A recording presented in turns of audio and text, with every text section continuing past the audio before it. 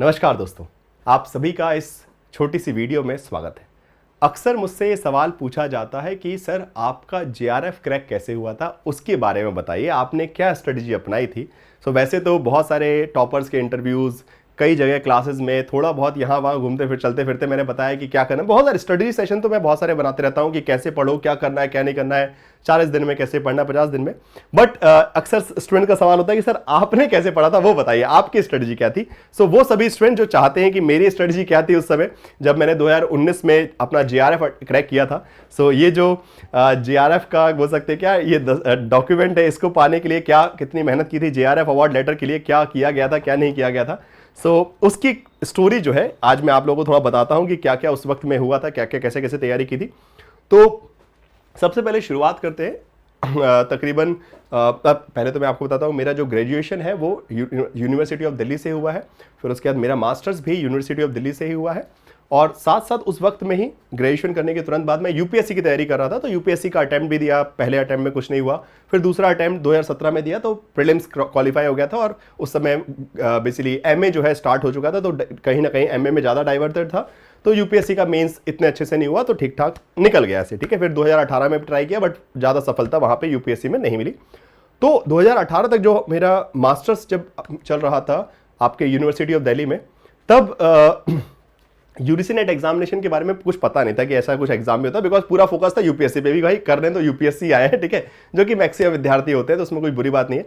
But प्रयास किया, नहीं सफलता मिली, तो फिर वक्त के साथ 2018 के बाद मैंने यूपीएससी से अपना थोड़ा सा मुंह मोड़ लिया था और एकेडमिक्स पे मुझे ज़्यादा मजा आने लगा था। और तभी उसी बीच मुझे ये जानकारी मिली कि यूजीसी नेट नाम का एक एग्जाम होता है जिसमें आप क्वालिफाई करके असिस्टेंट प्रोफेसर बन सकते हो। तो मैंने कहा ठीक है, ये एक अच्छा ऑप्शन है, देखते हैं इसको भी एक्सप्लोर कर सकते हैं। और अभी यूपीएससी में भी थोड़ा थोड़ा मन बचा था, तो आधा आधा मन था कि चलो ये भी है ये भी है, ठीक है ना। अब उसके बाद 2019 से जॉब भी स्टार्ट कर दी थी अपना अरिहंत पब्लिकेशन में। मैं पढ़ा बेसिकली जो है कंटेंट वाला काम करता था वहाँ पे, जो कंटेंट राइटिंग का काम होता है, तो सब्जेक्ट स्पेसिफिक। 2019 में जॉब भी स्टार्ट कर दी थी और उसी वक्त जो है यूजीसी नेट का एग्जाम भी दिया। अब यूजीसी नेट एग्जाम की जब तैयारी करने की बात है कि इसकी तैयारी करनी है, तो पहला स्टेप स्टार्ट करेंगे। पहली बात तो पहले सोचा कि यार कोचिंग ले लेते हैं, ठीक है। बट उस समय कोचिंग्स हुआ नहीं करती थी। आजकल तो आप लोगों के लिए बहुत सारे वीडियोस है, यूट्यूब पे क्लासेस हैं, अलग अलग टीचर्स पढ़ा रहे हैं, सारी सुविधाएं हैं। और थी भी कोचिंग तो बहुत महंगी थी उस समय। मैं एक जगह कोचिंग में पूछने गया, 30,000 रुपये उन्होंने बताया कि 30,000 रुपये की कोचिंग होती है भाई यूजीसी नेट एग्जामिनेशन की। दिमाग फट गया कि 30,000 रुपये में भाई क्या ही करेंगे, और ये भी क्वालिफाइंग एग्जामिनेशन है, कोई ऐसा तो है नहीं कि आपकी जॉब लग रही है।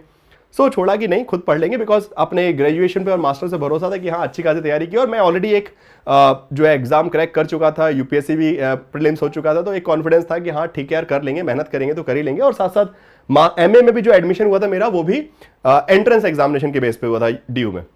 अच्छा खासा कॉलेज मिला था, अच्छे मार्क्स थे, तो लगा था कि हाँ ठीक ठाक पढ़ा है ग्रेजुएशन में और मास्टर्स में भी, तो अपना नॉलेज अच्छा था, ठीक है। फिर वहां से तैयारी की बात आई। तो स्टेप ऑफ प्रिपरेशन की अगर हम बात करें, सबसे पहले जो कि आप लोग जानना चाहते हैं, सबसे पहले प्रीवियस ईयर क्वेश्चन को। अच्छा, इस पूरी जर्नी में किरण मैम से भी तभी मेरी मुलाकात हुई जब वो बेसिकली मतलब मेरी जूनियर थी एक्चुअली, यूनिवर्सिटी ऑफ दिल्ली में किरण मैम मेरी जूनियर थी। तो वहाँ से मुलाकात हुई, फिर दोस्ती हुई, तो फिर आराम से हम लोगों ने पढ़ाई में एक दूसरे की बहुत मदद की। स्पेशली यूजीसी नेट एग्जामिनेशन की तैयारी में काफ़ी साथ रहा मेरा और किरण मैम का लगातार। उस समय हम लोग जो है जब भी पढ़ने का मौका मिलता था साथ बैठ के पढ़ते थे और अपना तैयारी करते रहते थे, ठीक है।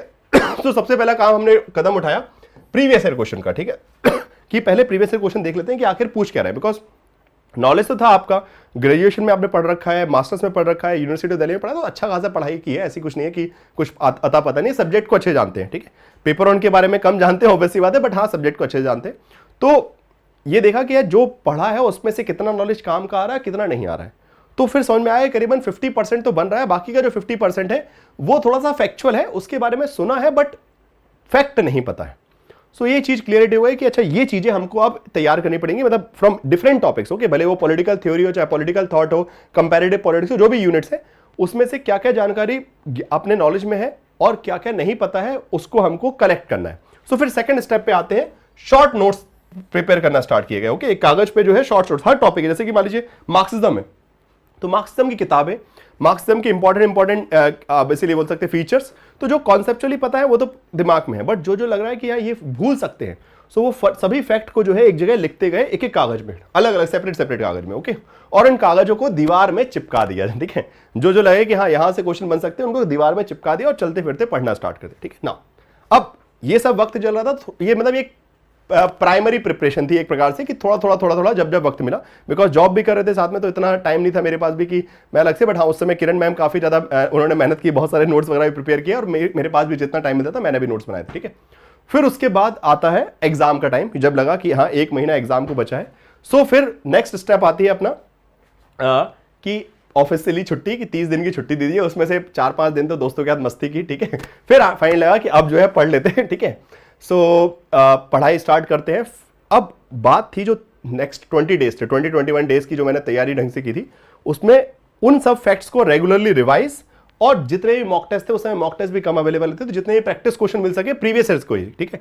सो फैक्ट को रिवाइज, बार बार प्रीवियस ईयर क्वेश्चन लगा, फैक्ट को रिवाइज, प्रीवियस ईयर क्वेश्चन लगाना, और दो चार जो मॉक टेस्ट थे उनकी प्रैक्टिस। तो ये प्रोसेस रेगुलरली फॉलो हुई, और बस एग्जाम के पर्सपेक्टिव को कि ऐसा क्वेश्चन। और अगेन एक चीज और की थी कि प्रिज्यूम्ड क्वेश्चन, कि अगर पिछली बार ऐसा क्वेश्चन आया है तो प्रिजम्पशन बेस्ड स्टडी जिसको हम बोलते हैं, कि प्रिजम्पशन करना कि अच्छा पिछली बार कैसे क्वेश्चन आए थे, तो इस बार इसी टाइप से कैसा, अगर पिछली बार ये वाली किताब पूछी गई तो इस बार क्या पूछे जा सकते हैं, तो उसके हिसाब से सवालों को खुद से तैयार किया कि ये क्वेश्चन आ सकते हैं, और उसका फायदा डेफिनेटली एग्जामिनेशन हॉल में मिला, ठीक है। तो ये तो रही इस प्रिपरेशन के स्टेप्स। ऐसे कोई बहुत बड़ी स्ट्रेटजी वगैरह नहीं बोल सकता कि कोई बहुत बड़ा तुर्रम खान वाला काम था, नॉर्मली सभी स्टूडेंट्स ऐसे ही करते हैं। तो ये थी मेरी एक छोटी जर्नी, बट इसमें बड़ा इंटरेस्टिंग चीज थी कि एग्जामिनेशन फॉर्म भरा था हमने कहाँ पे, गोवा में, ठीक है, कि जाएंगे मस्त जो है, पहले पढ़ाई करेंगे और फिर मस्ती करने गोवा जाएंगे। तो मैंने, किरण मैम और मेरे 2-3 दोस्त जो है, हम लोगों ने डिसाइड किया, उन लोगों का पेपर नहीं था बट मेरा और किरण मैम का एग्जाम था, तो हमने 5 जनवरी के आसपास एग्जामिनेशन था, तो फॉर्म भरा कि गोवा जाएंगे, और फिर मस्त जो है गोवा जाके एग्जाम दिया। कुछ फोटो भी दिखाता हूं मैं आप लोगों को। सो यहाँ पे अगर आप देखेंगे तो ये कुछ फोटोज है गोवा के बीच पे, हम लोग सारे दोस्त लोग मस्त जो है अपना एग्जाम देने के बाद, ओके, एग्जाम करने के बाद जो है मस्त घूमने उमने गए थे वहां पे।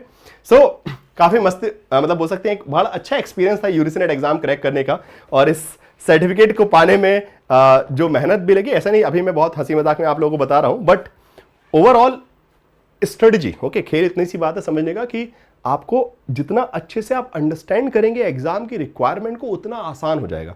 बहुत सारे स्टूडेंट्स मिस्टेक ये करते हैं, जैसे कि अगर मैंने फर्स्ट अटेम्प्ट में क्रैक किया तो इसमें कोई ऐसा कोई जादुई करिश्मा नहीं था, सभी बहुत सारे ऐसे स्टूडेंट्स करते हैं जो फर्स्ट अटेम्प्ट में भी जीआरएफ क्रैक कर सकते हैं। एग्जाम का लेवल टफनेस डेफिनेटली बढ़ रहा है, बट पॉइंट ये है कि understanding of the examination, okay, जितना जल्दी आप उसको अंडरस्टैंड कर लेंगे, उसके हिसाब से चीज़ों को लिस्टिंग कर लेंगे कि these are the to do list, okay, कि पहले आप एग्जाम को समझिए कि ये एग्जाम की रिक्वायरमेंट है, उसकी टू डू लिस्ट बनाइए कि ये मुझे तैयार करना है, और फिर उसी पे ज़्यादा यहाँ वहाँ मत भटकिए कि ये भी पढ़ लेते, ये भी पढ़ लेते, ये नोट्स भी देख लें, ये क्लास भी देख लें। आप 50 रिसोर्सेज में नहीं, एक फाइनाइट रिसोर्स की, हाँ यहाँ से नोट्स मिल रहे हैं, ये क्लासेस है, इनको अच्छे से फॉलो करना है, रिवाइज करना है, उस पर फोकस करना है। अच्छा, एक चीज़ और बता देता हूँ कि अभी जैसे आप लोग जानते हैं किरण मैम यहाँ पे क्लास ले, तो उसके पीछे कारण यही है कि जब मेरे पास वर्क प्रेशर बढ़ने लगा, असिस्टेंट प्रोफेसर की क्लास में ले रहा था, यूजीसी की क्लास ऑलरेडी चल रही थी, यूट्यूब पे क्लास, इतना सारा वर्क प्रेशर था, तो जब मेरे पास ये ऑप्शन आया कि आप एक और फैकल्टी को हम हायर कर लेते हैं पॉलिटिकल साइंस में, जो थोड़ा सा आपका हेल्प भी हो जाएगी और स्टूडेंट्स को भी रेगुलरली सपोर्ट मिल पाएगा, तो फिर जाके किरण मैम को साथ में, बिकॉज मुझे लग रहा था कि जिस तरीके से मैं पढ़ाता हूँ आप लोगों को बहुत अच्छा लगता है, और वो इसीलिए पढ़ा पा रहा था बिकॉज मेरा भी वही पढ़ने का तरीका था जब मैंने एग्जाम क्रैक किया था। तो एक अप्रोच है, और वो अप्रोच मेरे हिसाब से किरण मैम बहुत अच्छे समझती है, बिकॉज उन्होंने भी उसी अप्रोच से तैयारी की थी, यूजीसी नेट एग्जाम क्रैक किया था।